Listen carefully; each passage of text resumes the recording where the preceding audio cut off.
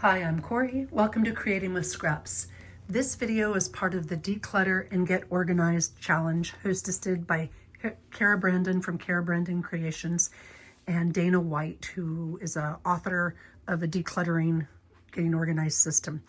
And I've asked Kara to be one of the earlier people in the video simply because I've helped many people over the years create a craft space that works for them. And one of the things that I have found for me is to follow the Stephen Covey 7 Habits of Highly Effective People process of beginning with the end in mind. And in my case, because I'm a paper crafter, my end in mind is my workspace. This is the area on my desk where I do the work and create the pieces and such. And starting with how I create has been crucial to allowing me to be successful in getting things done without being overwhelmed by mess and clutter. As I was watching Dana and Kara work through their process, my first thought was, how did it get that way in the first place? And I'm not being critical in the least because I think Kara's room is fabulous, but I know it was bothering her and she wanted to declutter and get things organized. And so I believe that when you're looking at that or considering that, you have to ask yourself, how, why? Why did it get to the point? What caused it, I guess, is a better question rather than how. We all know how. You put something down and you put something else down and you get busy and you don't take care of it. But what wasn't working? What caused it to get that way in the first place? And so that's how I've created my craft room. And I'm not to say that it doesn't ever get cluttered or messy or what have you, but it doesn't happen often. And it only takes me a few minutes. And it's because I've created it based on the way I created my room based on the way I make what I need. And here's what I mean about that. So for me as a paper crafter, the work surface is the first thing I consider. What I need to create has to be around me in a way that's effective and efficient for how I create. And so I was super intentional. I created a work surface. Now you can do this with whatever furniture you've got or with whatever pieces you've got in any room. You just think about where you work first and then you build out from there. For example, these are the things in my tool caddy that I absolutely use every single time I create. Now mine happens to be an old brick mold that I've repurposed into a tool supply tote, but that's what I use. So everything goes right here. I don't have the very, very common problem of building up on my desk with my scissors and my glue and my pens and my papers and whatever pieces I'm using, because everything right around my desk has a spot for those things that I use. So when I'm using it, I don't even leave it out when I'm using like my bone folder or my scissors. They go right back here because there's a spot right there where I can use them. One of the best things I did when creating my workspace and when I was thinking about creating my workspace to eliminate the pile in, is what I call it, is to make a desk shelf. And my reasoning for that was I wanted to be able to use these cool lights and my arm for filming, and I needed a surface to be able to place those. And that shelf really helped. Now, if you'll look under here, I use a Glassboard Studio magnetic mat, and these are those super, super strong magnets, these bar magnets. I mean, these stinkers are strong. And I didn't want them on my work surface, so I just used E6000 and just a metal bar that I had in my workbench, and I glued those to the underside of this shelf that I built. And the shelf is just a piece of plywood and ripped down 2x4s. It's nothing fancy at all. But having those readily available and off my desk has been really helpful. Underneath there is a 12-inch ruler, also one of the magnetic rulers, and it's really strong. And it stays there because it's on that bar. And you can see here I have the 6-inch ruler. Again, it's really, really strong. Sorry, I'll try to move back. But it's right there and I can use it. I also have these chess piece magnets. They're not quite as strong, but they are strong and they hold things. So knowing how I create what causes the clutter has helped me eliminate the clutter. plugs and cords are just a fact of life. And a lot of times if our front of our desk is against the window or a wall, you don't have as many cords because you've got the wall there and the outlets right there. But I wanted, because of utilizing my space in the way that I need, rather than having my desk face the window and my back to the door, I have my desk face the door. And so I face the door in the hallway. I've got the sun, well, when we have sun, at my back. And so I have an extension rod or extension panel right here, and I mounted it to the underside of my shelf, my desk shelf, so that my cords and cables are all out of the way. They're not, tripping me or blocking me or what have you. And I don't know if you can see it, I drilled a hole in the top of my 3/4 inch plywood desktop and ran it along underneath. It goes underneath there, and it goes underneath here because that was a bookcase, and it goes back to the cord plug in the wall. I can access it if something goes wrong, but it's completely out of the way and it doesn't trip me. Again, beginning with the end of the mind. Here's a trick, because that took me a bit when I mounted it. If you're going to do something like that, my suggestion is you take your extension piece, and on the back of it, it has, 2 or 4, depending on which kind it is, holes to line up to be screwed into place. Basically, the holes are in the plastic, and then you put screws in the wood that it's being mounted to, and then you push the extension piece up and slide it into place, and that's what holds it. And even when you measure, it makes it really, really difficult. So here's my trick. Our tip, I guess it's not my trick. You take a piece of painter's tape or masking tape or what have you, and you lay it directly on the back of your extension rod or extension piece. And you mark exactly where the holes are. Then you lift up the piece of tape and put it on the area that's going to be drilled for the holes. So I know down to the millimeter exactly how far apart they are, where they are, and then I can just drill them and put the screws in, and then when I go to mount, I don't have to worry about it not fitting. So there's just a little tip. As you create your workspace, this is hard for new crafters because they haven't necessarily established how they create. But as you create your workspace, think intentionally about how you create, what you need all the time, and then make a plan based on that. For example, I don't need my rulers directly on my desk. I have a little ruler over in my tool caddy, but I have them right at hand if I need a longer ruler. They are right there. Same thing with a paper towel, a different trimmer. And when I built this room the first time, we had to get new flooring because of a leak. When I built it, I needed to be able to put a queen size mattress in here, which is why I had my desk farther forward. And I use my sewing machine all the time when I create with paper. So this is a lift up, lift down arm. And then this mini shelf goes right underneath to get out of the way.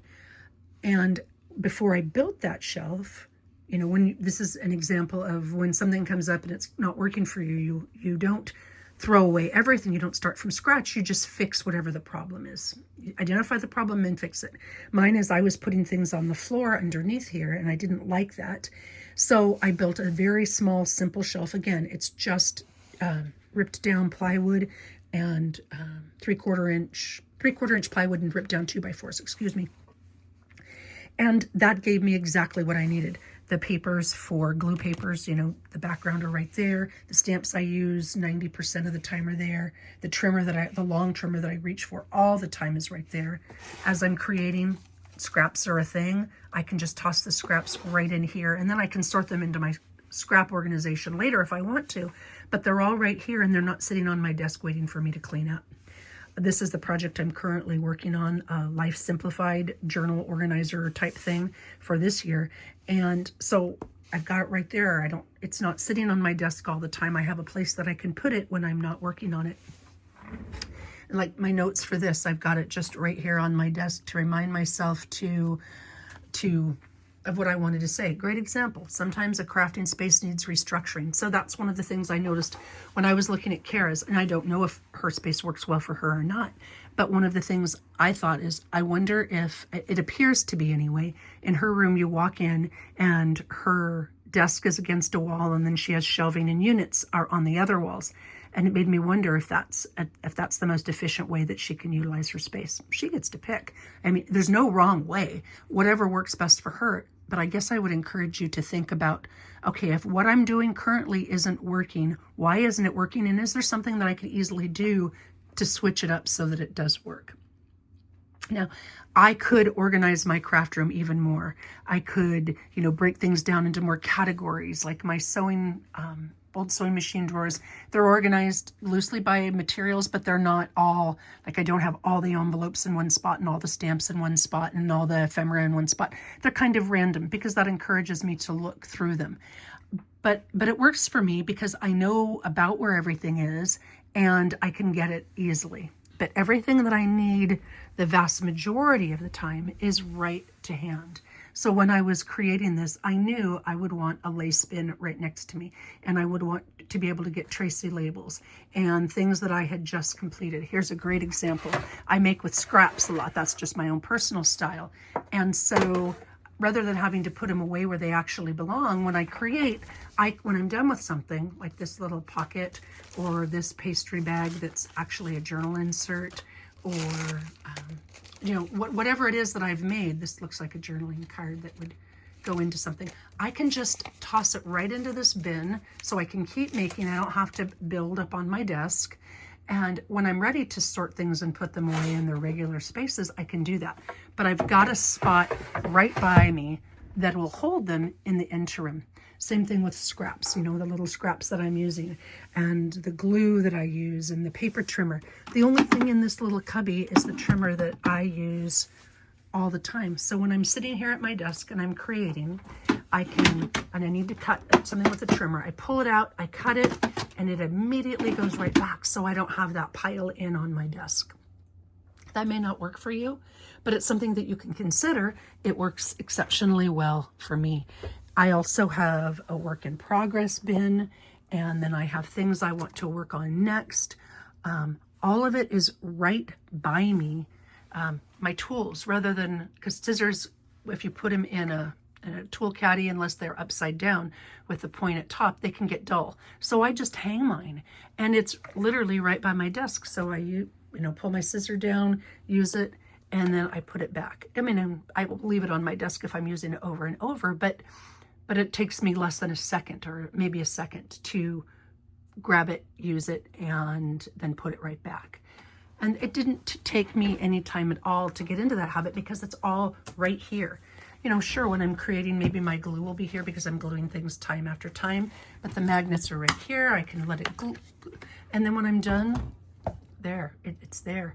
I didn't clean my craft room prior to showing this video.